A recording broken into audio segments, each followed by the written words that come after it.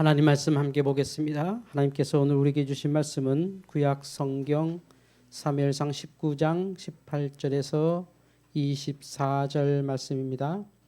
구약 성경 사무엘상 19장 18절에서 24절입니다.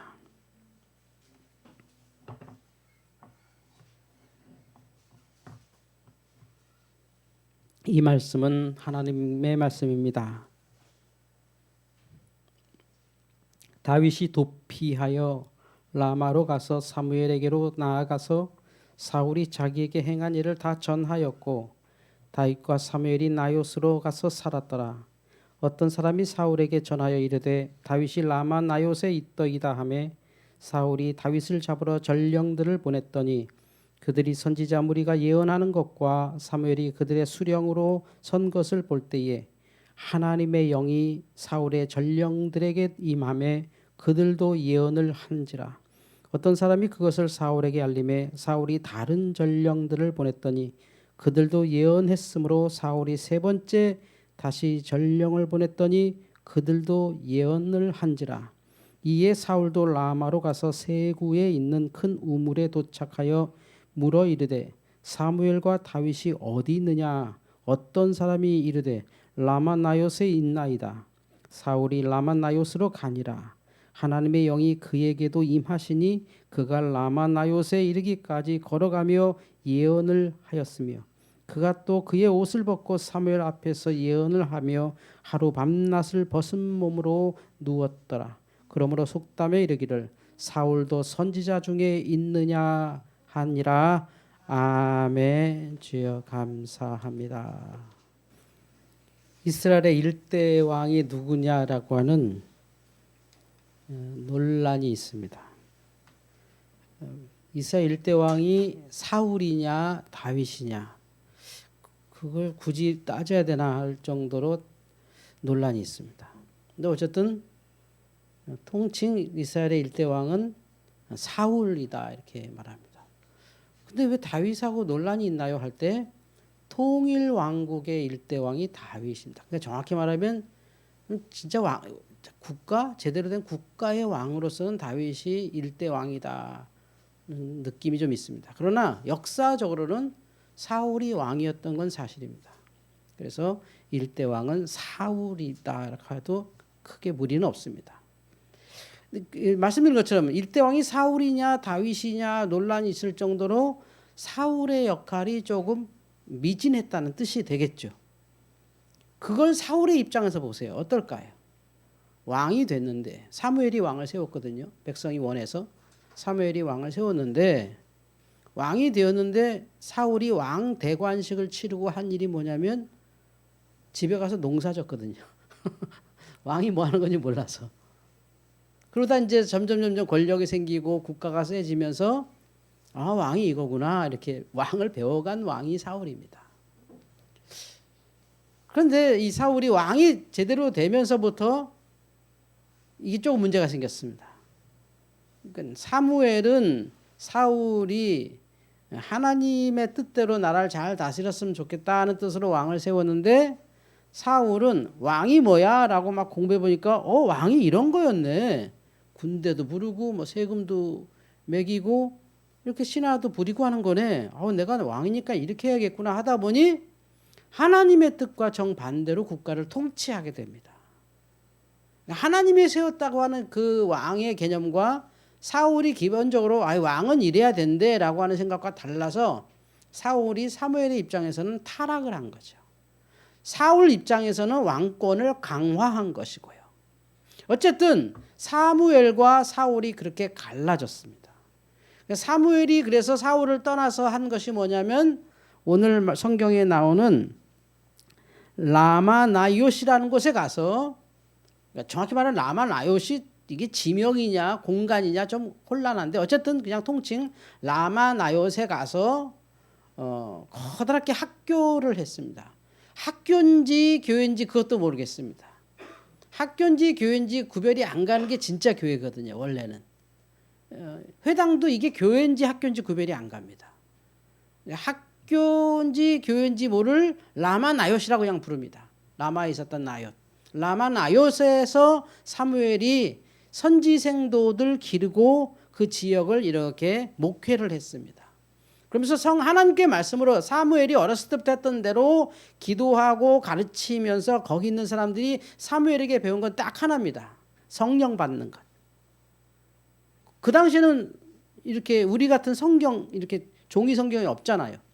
그러니까 선지자 사무엘에 따라서 사무엘처럼 하나님께 기도하는 법을 배우고 율법을 배우면서 학교도 되고 교회도 되는 그런 성령의 학교를 사무엘이 운영했다라고 보면 됩니다. 그래서 이제 그 지역을 라마나요시라고 해서 굉장히 그 지역 사람들이 성령 충만하게 초대교회 같죠. 신약 성경의 초대교회 같이 아주 아름다운 공동체가 생겨서 다 성경 읽고 다 성령 받고 그렇게 예언하고 이렇게 살았습니다. 뭐 예언이 뭐 꽃감대추 이런 예언이 아니라 하나님의 말씀을 이렇게 심취하는 걸 예언이라 그래요. 어쨌든지 간에 이러는 도중에 사울의 눈의 가시가 두 개였는데 하나는 사무엘, 자기를 왕으로 세운 사무엘, 선왕, 그러니까 자기 머리 위에서 이렇게 좌지우지하는 그 노인네. 그래서 사무엘은 어쨌든 밀어냈고, 그런데 백성들 사이에서 사울을 괴롭히는 여론이 막 도는데 다윗이 등장합니다. 백성들이 다윗은 사울보다 10배다. 사울을 천천이라고 하면 다윗은 만만이다. 사울이 1000명을 죽인 장군이라고 치면 다윗은 10,000명을 죽인 장군이다라고 하는 노래가 막 나라에 돌아다닌다. 그러니까 사울이 막 정신병에 걸렸어. 정신병에. 그래서 여러분 아시는 것처럼 사울이 다윗을 죽이는 게 평생의 목적이었습니다. 그 인생의 목적이 다윗을 죽이는 거고 다윗은 평생 도망다니는 게 일이었습니다. 슬프게도 그 성군 다윗이 죽을 때까지 도망다녔습니다. 오늘 우리가 성시교독 읽었잖아요. 성시교독의 다윗의 시인데 다윗이 하나님께 이렇게 기도하거든요. 우리 어머니가 죄 지으면서 저를 잉태했습니다. 이런 기도를 오늘 성시교독 우리가 읽었잖아요. 우리 어머니가 죄 가운데 저를 잉태했습니다. 이게 사실입니다. 네, 사실이었습니다. 그래서 다윗이 참 우리나라 정조 같은 슬픔도 있었고 세종 같은 고단함도 있었고 태종 이방원 같은 외로움도 있었고 하여튼 희한한 왕이에요. 뭐 대단한 왕인데 사울이 죽이려고 하니까 그 사울의 장군인데 사울의 부하인데 뭐 사울이 독대하면서 죽이려고 하니까 도망가죠. 도망가다 사무엘이 있는 라마나요스로 갑니다. 근데 이게 첩자들이 가만히 있겠습니까? 첩자가 사울에게 가서 다윗 발견했습니다. 어디 있냐? 그럼 라마나요스에 있습니다. 사무엘이 이렇게 꾸린 그 공동체에 다윗이 숨어 들어갔습니다. 그래 하면서 이제 사람을 보냈죠. 다윗을 죽이기 위해 사람을 보내는데 3번 보냅니다. 첫 번째 사람이 갔습니다. 근데 라마나요스로 갔죠. 라마나요스 가서 그가 성령을 받습니다. 다윗을 죽이라고 하는 명령을 이행하지 못하고 그가 성령을 받습니다. 사울이 또 보냅니다. 두 번째 사람을. 그도 다윗을 죽이려고 살기를 품고 가다가 그곳에서 그냥 성령을 받습니다. 그도 예언합니다. 3번째까지 보냈는데도 똑같이 라마나요스만 가면 그 극악한 장수가 성령 받아버리는 거예요. 그래서 마지막에는 사울이 직접 갑니다.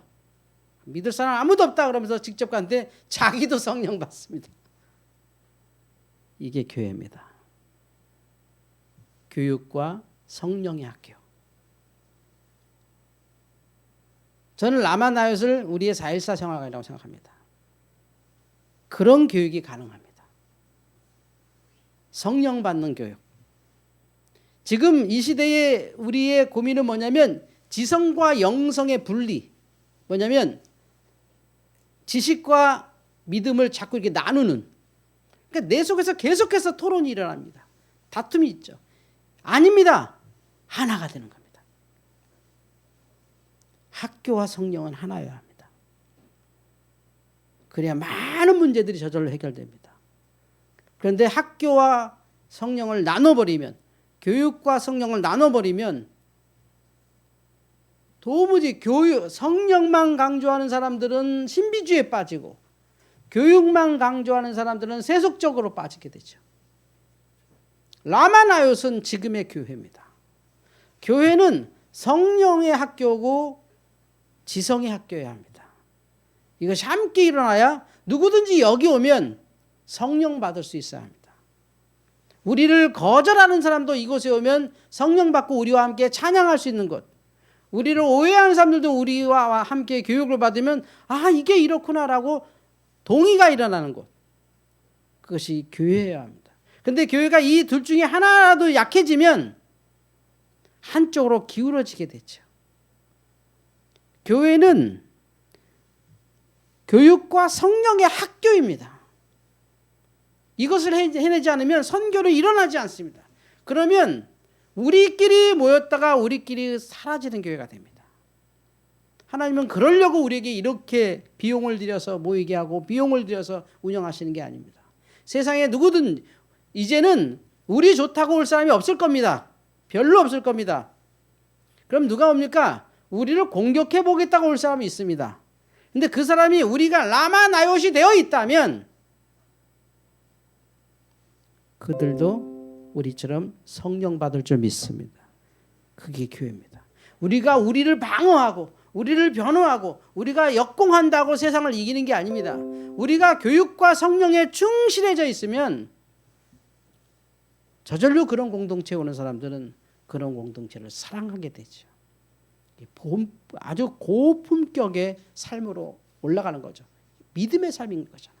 믿음의 삶. 뭐 고급이 되자, 고차원이 되자 그런 소리가 아닙니다. 고품격이란 건 아주 고상한 지식을 배우자 이게 아닙니다. 성령과 교육이 동시에 존재하는 거예요. 그것이 초대교회였고 그것이 지금 우리 교회고, 금년에 우리가 조직을 세울 때 절대 잊지 말 것은 우리 서울제일교회는 라마나요처럼 돼야 되는 거죠. 누구든지 오면 우리의 교육과 함께 성령에 녹아질 수 있고, 다윗을 죽이려고 했던 사람도 사무엘을 미워했던 사람들도 그 공동체만 들어가면 모든 걸 내려놓고 다 성령에 충만해질 수 있는 것. 그런 교회 되기를 주의 이름으로 축원합니다. 그런 성도 되기를 주의 이름으로 축원합니다. 우리가 세우는 모든 임직자들이 그런 일꾼들 되기를 주의 이름으로 축원합니다. 곧 교육과 성령의 학교, 그걸 교회라고 하는 거죠. 이럴 때 우리가 세상을 선교하는 교회로 새롭게 갈 수 있습니다. 저는 금년에 우리 교회를 새롭게 조직하기 위해서 많은 기도합니다. 정말 가슴 뛰고, 한편으로는 두렵고요. 한편으로는 내심 걱정도 되고, 한편으로는 기대도 되고, 아주 복잡한 신경으로 좀 마음이 조급합니다. 일정은 정해져 있잖아요. 우리 교회는 4월 달에 늦어도 5월 달에는 선거가 일어나야 되고, 2월 달에는 아이들 다 세례와 입교를 해야 되고, 5월 달에 늦어도 5월 텐데 5월 달에는 선거를 하고, 그리고 늦어도 10월 달에는 시험을 치고, 늦어도 11월 달에는 아마 교회에 임직해야 할 겁니다. 금년 굉장히 바쁩니다. 금년에 이거 하다 1년 다 간다 그 생각하십시오. 다른 생각하지 마십시오. 제대로 훈련하고 제대로 사람 키우고 제대로 조직하지 않고 우리가 새로운 교회로 변화될 때 우리는 세상을 담아내지 못합니다. 저도 바뀌어야 되고 여러분도 바뀌어야 되는데, 바뀐다는 게 변질된다는 게 아니라 이제 이전 것 지나가고 새로운 조직 안에서 정말 라마나욕 같은 교회, 누가 와도 성령 받고 누가 와도 교육되는 그런 교회가 우리가 꿈꾸는 교회여야 합니다. 교회는 교육과 성령의 학교입니다. 성도 여러분, 우리 교회가 조직해야 되는 가장 큰 이유는 세대는 변하기 때문입니다. 제가 온라인 예배 1년 반 정도 했죠. 1년 반 정도 온라인 예배하고 오프라인 예배가 한 지가 한 달 정도 되는데, 그때 확 느낀 게 아이들이 다 커 있습니다. 우리 교회의 주축이 청년부와 아이들로 지금 바뀌고 있습니다. 그럼 우리는 빨리 제대로 된 조직으로 우리 세대를 정리하고 다음 세대로 넘어갈 준비를 해야 합니다. 굉장히 많은 것을 알아보고 있고 굉장히 많은 것을 전 나름대로 준비하고 있습니다. 여기서 감히 말할 수 없는 아주 큰 프로젝트도 있습니다. 여러분 생각하기에 와 저럴 수가 있을까 할 정도의 교회가 우리 교회가 될 겁니다. 규모는 크지 않을 겁니다. 규모는 크지 않대. 제 생각에는 아마 그 이제 우리 여기 어차피 이 지역에서 새롭게 교회를 해야 되거든요. 여기 재건축 지금 진행되고 있고 오세훈 시장이 아주 대놓고 우성 7차를 지금 재건축 진행하고 있거든요. 그래서 어떻게든 재건축을 할 것 같은데 재건축을 통해서 우리 교회가 새롭게 변화될 때 어떤 교회로 나가야 되냐는 고민을 정말 많이 하는데 또 다시 이렇게 그냥 뭐 똑같은 모양의 그냥 십자가 걸어놓고 그냥 성도들 모이고 또 뭐 이런 교회는 하나님께서 원하는 교회는 아니라고 생각합니다. 세워지는 조직 안에서 토론하고 대화하면서 교육하면서 만들어지겠습니다만 제가 꿈꾸는 교회가 라마나였습니다. 지금 저도 모르게 이 모든 예배 중심이 청년들로 지금 넘어가고 있습니다. 음악과 기도와 예배 중심이 언제 저렇게 아이들이 커서 제가 걱정 하나도 안 할 정도로 이렇게 자연스럽게 넘어가고 아이들도 이미 성장을 해서 별로 걱정할 것 없이 이렇게 진행되는 걸 보고 이 우리 교회가 벌써 세대가 교체됐구나.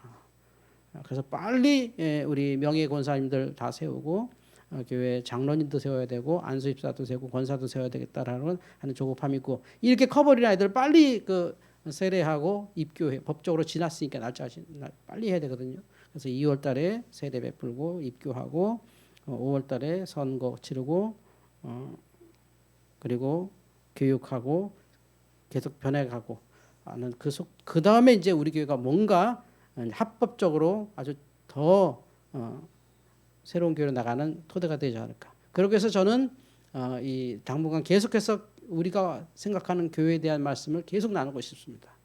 지금 전국의 수많은 교회들 가운데 저는 특별히 뭐 여러 교회들을 직접 만날 수 있는 기회가 있습니다. 저희 4.14 생활관이 지난주 월요일 날 특별한 일이 하나 있었는데 서울장신대학교 총장님과 제가 서울장신대에 들어가서 MOU 체결이라는 걸 했습니다.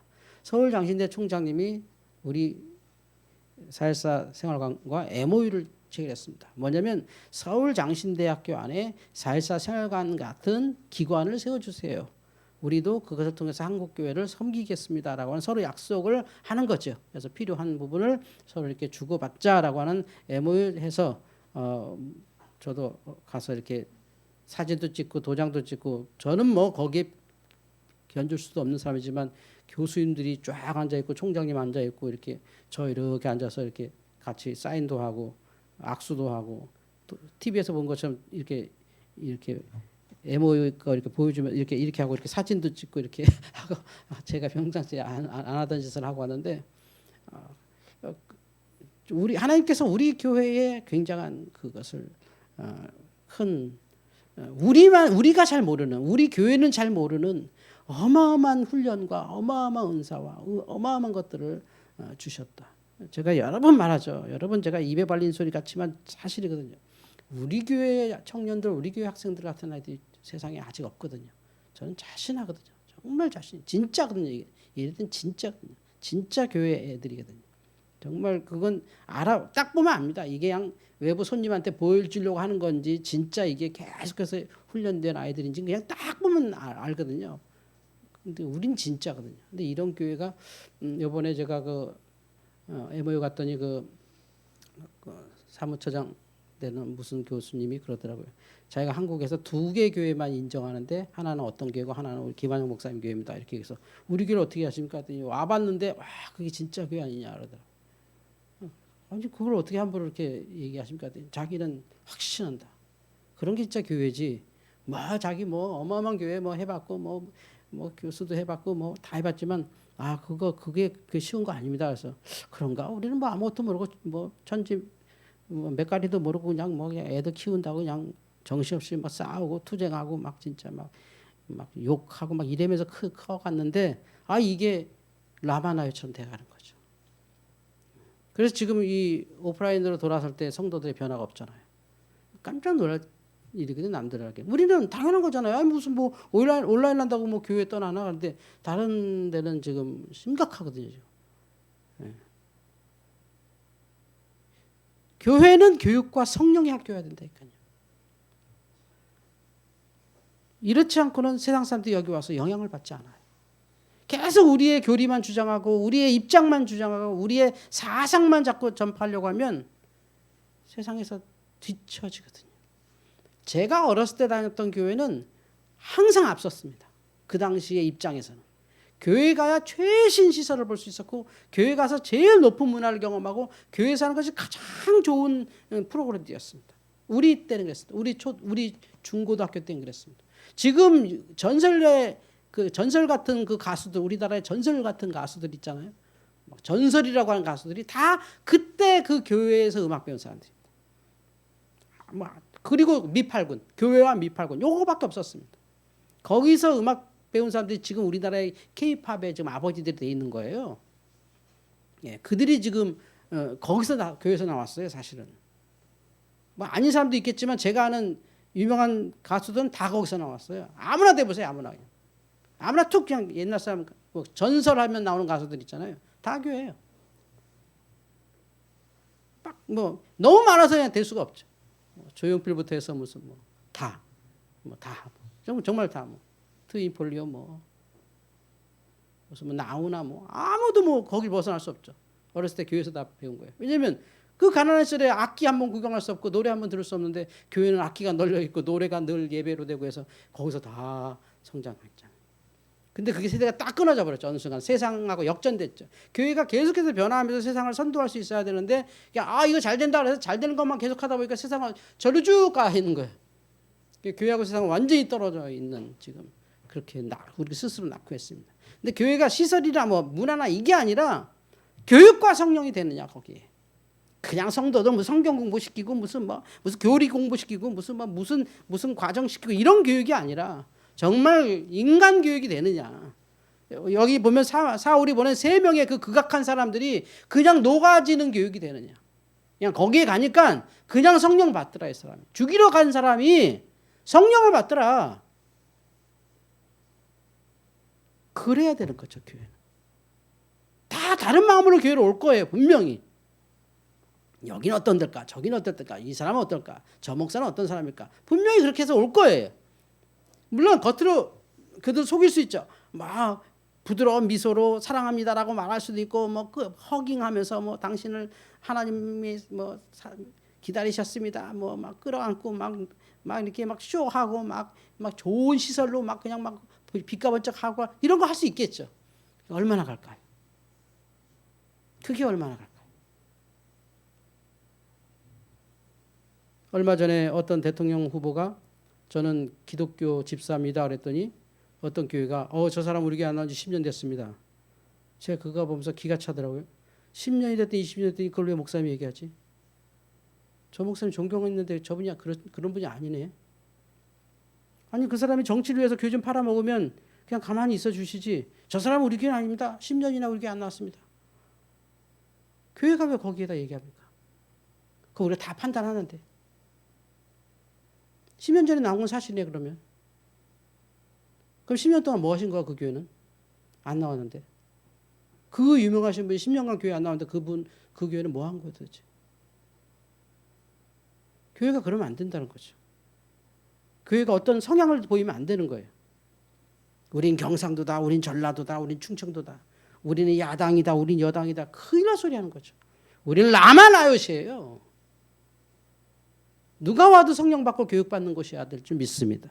그런 교회를 우리가 금년에 만들어 가야 되는 거예요. 다 우리 스스로가 다 거기에 들어가야 되는 거죠. 죄송한 얘기지만 애들은 돼갑니다. 제가 보기에 애들은 돼갑니다.